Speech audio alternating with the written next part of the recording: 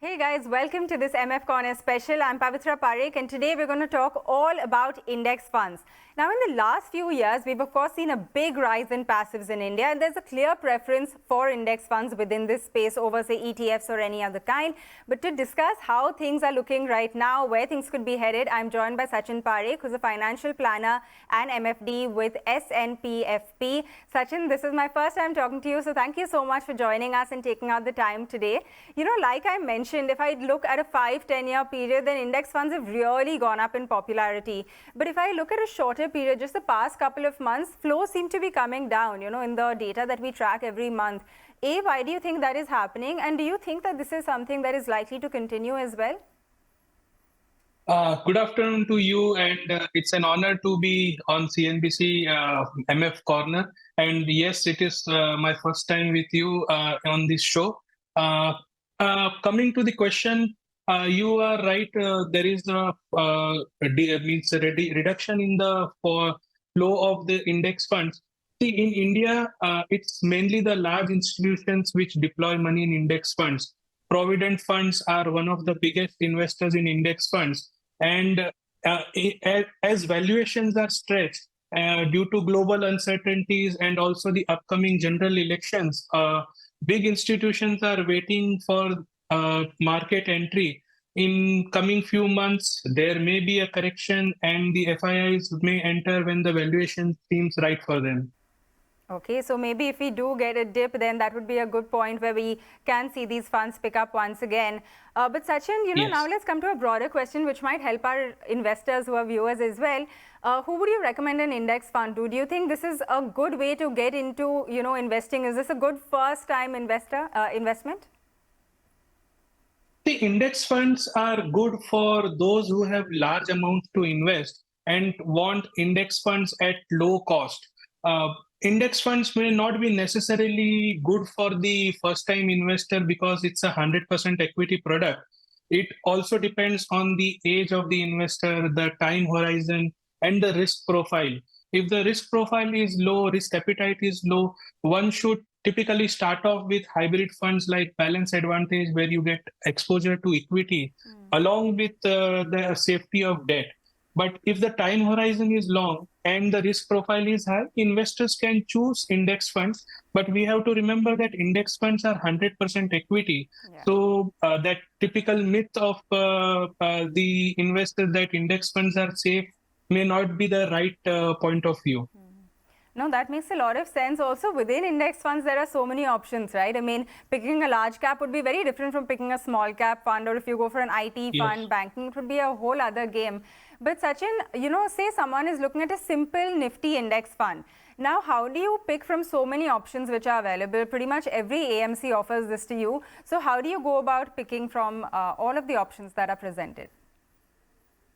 In index funds, as you said, you have 3, 4 options where you have Sensex index fund, Nifty index, mid cap index, and small cap. See, in index funds, there is no checklist because you are actually mimicking the index. So any fund with low expense ratio should be taken as fund manager or the size of the product do not make any difference. So the only deciding factor will be the expense ratio and the tracking error of the fund. Okay, and would you have to say anything on the fund house, fund size, or you think it's pretty much okay across the board?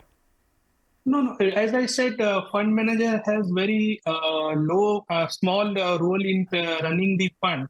So basically, depending on who gives you the cheapest as well as who has the lowest tracking error, would make sense because fund manager's role is very limited. No, not the fund manager's role. That I know. I was talking about, you know, the reputation of the fund house or the size of the Yeah. fund. Do you think that matters, the AUM? I don't think so. AUM matters anywhere because eventually the money is going to be invested in the same stocks. So I don't see as a major difference. Yeah. And for this kind of fund, of course, it would be very liquid considering that, you know, it is a Nifty fund as well that we're talking about. Yes. But Yes. yeah, Sachin, coming to the mid and small cap space, you know, because we've seen a big rally in these pockets of the market. Do you think that within this space you would recommend a passive approach or an active approach? Do you think like a mid cap index fund or a small cap index fund is a good idea? See, if you see, there are 7,000 stocks listed in the market, out of which the first 250 have been kept for large and mid cap.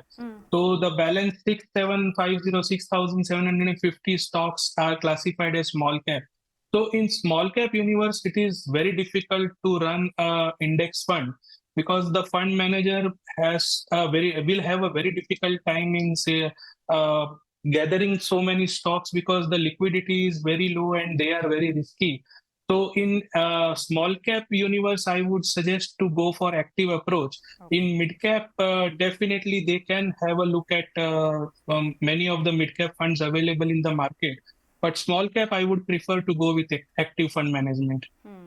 Okay, got that. That makes sense. And you know, Sachin, I'm sure you know, recently we had a microcap passive fund which was also launched by Motilal. Of course, the fund has done well, but that's because of the kind of market situation that we're in as well, where we are seeing that much volatility. Do you think this is something you would completely stay away from, since you're saying in the small cap space an active style is better? Yeah, I was coming to the same point that I am worried about managing a small cap index fund, so micro cap is out of question. The problem is that active fund management in this category will be better because the historical data shows that 1 out of 25 micro cap companies become successful.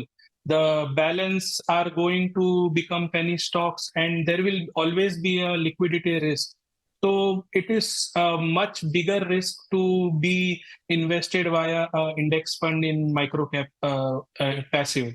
Yeah, so perhaps there could be, you know, a merit to you know, an experienced fund manager making those picks for you. Sachin, one final question.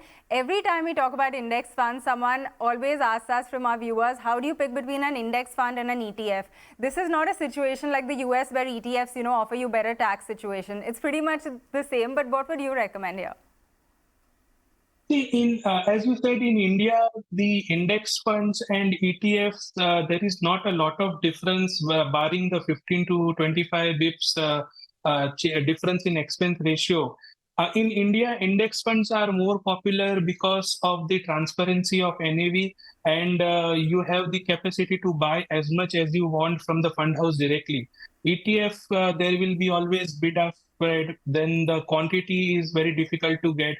So you have to discuss with the fund house in advance that you want to buy. So it is all cumbersome.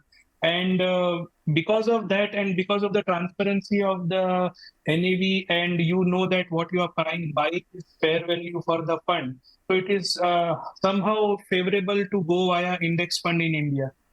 Okay, got it. Which is why we've seen this clear preference also where most people pick index funds within the country. Sachin, thanks a lot for joining us today and taking us through that entire sort of understanding of index funds and how you can go about looking at this space. For our viewers, I hope that helps you. For any, you know, investor that's new in the market, it might, you know, provide some kind of guidance on how you can get into this space. With that, we're going to wind down on this special edition. We'll be back for lots more.